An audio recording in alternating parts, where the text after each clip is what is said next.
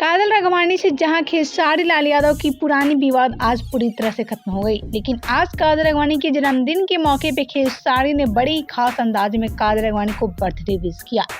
आप सभी को हम काजल राघवानी के साथ खेसारी अपनी इस तस्वीर को शेयर किए और ऐसे में बड़ी खास अंदाज में काजल राघवानी को काफी प्यार से बर्थडे विश किया। आप सभी को हम इस तस्वीर के साथ कैप्शन में काजल राघवानी को लेकर खेसारी ने कहा कि हैप्पी बर्थडे काजल, चेहरे की ये मुस्कान हमेशा बनी रहे, जन्मदिन की ढेरों खुशियाँ।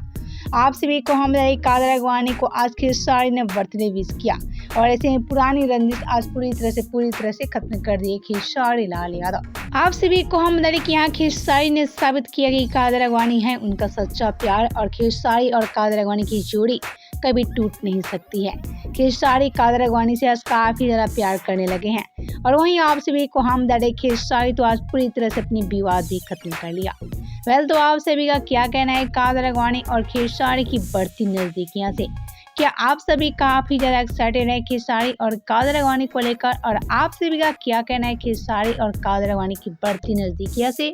बताएं हमें नीचे कमेंट बॉक्स में।